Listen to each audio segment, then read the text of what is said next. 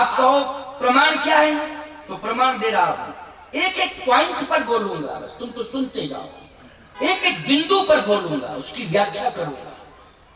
केवल ध्यानाकर्षित होना चाहिए, मन की स्थिरता रहे, आप अपने ध्यान को केंद्रित रखें और हमारी तरफ देखें। वैसे तो देख आप हमारी तरफ रहे हो, हमारी तरफ देख रहे हो, क्योंकि हम आपको देख रहे हैं ना, इसलिए हम समझ रहे हैं कि आप हमारी तरफ देख रहे हो, है ना।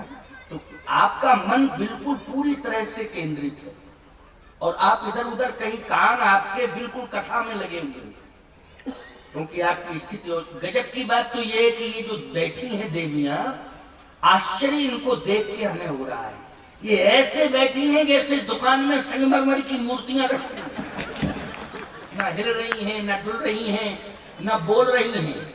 और नहीं तो हिलने डुलने की बात छोड़ो, इनके बोलने से मकान ही हिलने लगते हैं, ये कंडीशन हो जाती है।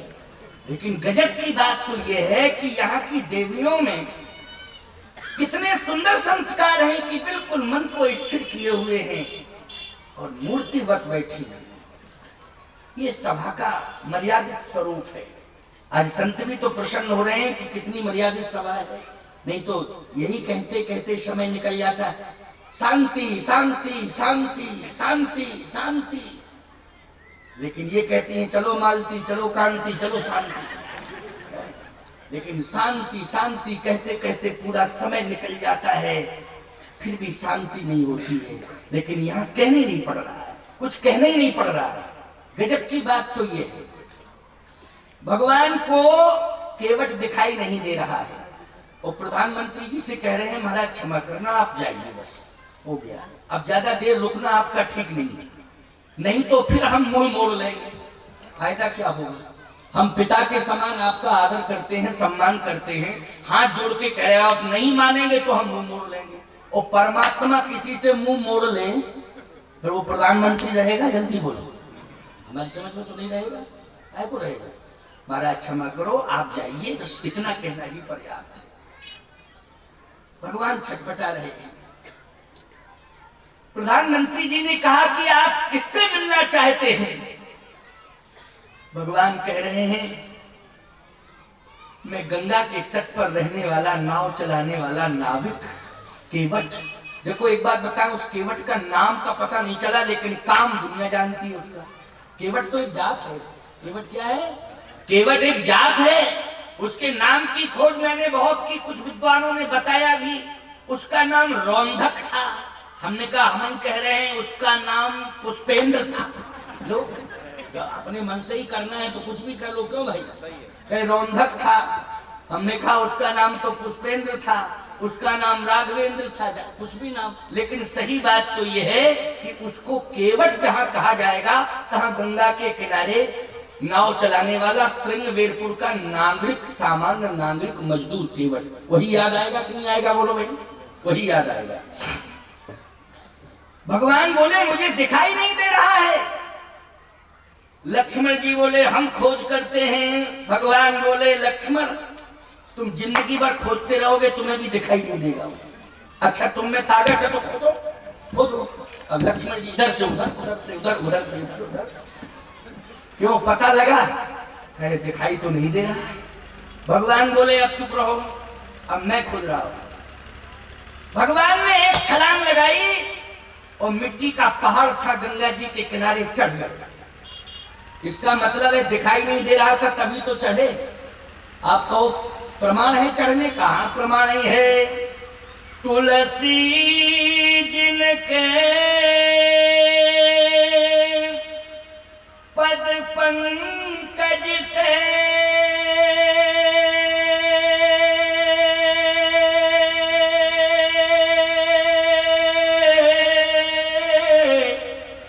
प्रगति तजनी जो हरे यघगाढ़े ते प्रभु या सरिता तरुवे को मांगत नाव करारे हुए ठाणे। करार का अर्थ क्या है? नदी के किनारे तुम रहते हो। करार मानी नदी के किनारे मिट्टी का पहाड़, क्यों भाई, हमारी समझ में तो यही अर्थ हुआ, उसी को करार कहते हैं ना। तो करार इसका मतलब है कि जब व्यक्ति दिखाई नहीं देता है तब खोजने वाला ऊंचाई पर चढ़ता है। क्यों भाई, अर्थ निकल आया कि कभी ऊंचाई पर चढ़ता कि फालतू गई में चढ़ा ऊंचाई, जब दिखाई दे रहा तो ऊंचाई पर चढ़ने की क्या जरूरत। लेकिन दिखाई नहीं दे रहा था तभी भगवान ऊंचाई पर चढ़े। मांगत नाव करारे हुए ठाणे, भगवान कहते हैं भैया आ जाओ। तो इससे प्रमाण मिल गया कि इस तट पर केवट नहीं है, गंगा जी के उस तट पर केवट है। अच्छा, दूसरा प्रमाण और लो जरा, बहुत बढ़िया। भगवान ने कहा भैया आ जाओ, केवट ने कहा काहे के लिए, कहे मुझे पार कर दो, नाव लेके आओ और अपनी नाव में बिठा लो, पार कर दो। केवट बोला पहली बात तो यह है कि अभी हमें फुर्सत नहीं है, अभी हमें फुर्सत नहीं है। भगवान बोले फुर्सत कितनी देर में, बोले जैसे ही फुर्सत होगी तो दोबारा टच कर लेना थोड़ा सा, जैसे ही फुर्सत होगी तो दोबारा टच कर लेना। थोड़ी देर बाद भगवान ने जैसे ही टच किया, भैया आवाज अब तो फुर्सत हो गई, 1 घंटा हो गया खड़े खड़े।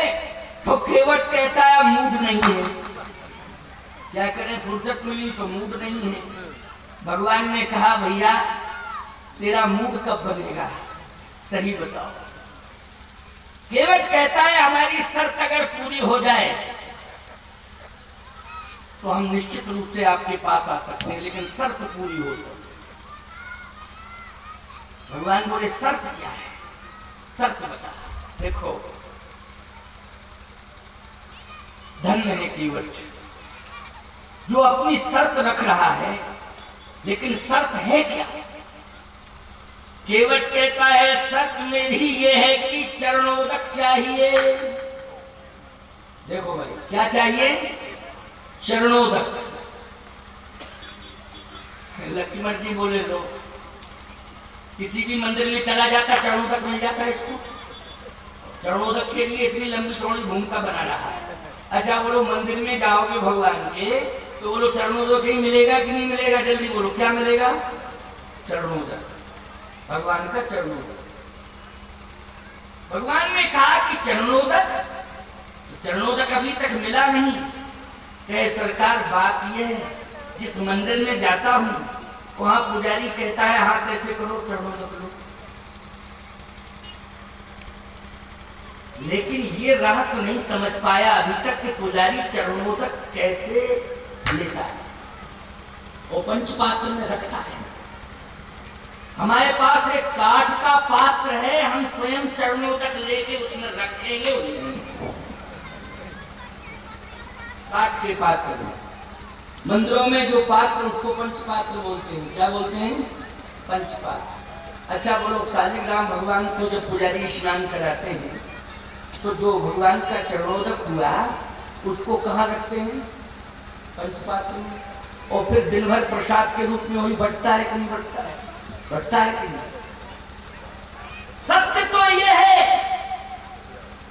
कि शालिग्राम स्वयं प्रतिष्ठित होते हैं कि नहीं होते हैं, और नियमानुसार शालिग्राम भगवान का अभिषेक स्नान किया जाता है, वही चरणोदक होता है।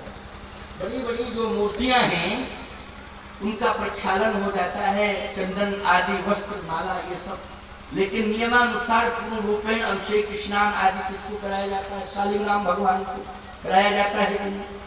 लेकिन शालिग्राम भगवान हैं, इस विग्रह में भगवान है, इसका अनुभव पुजारी करता है, बोलो करता है कि नहीं। लेकिन प्रत्यक्ष